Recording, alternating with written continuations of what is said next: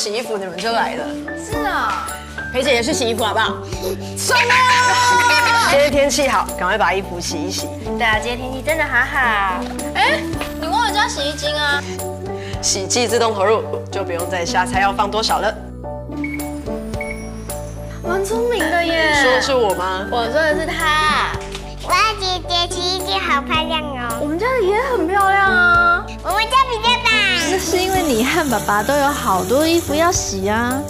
妈妈说，看不见的地方更要洗干净。没错，所以姐姐的洗衣机除了把衣服洗干净，也会一起把自己洗干净哦。自动潮洗净真的很重要哎，原因就是洗衣槽里面都会堆积霉菌脏污。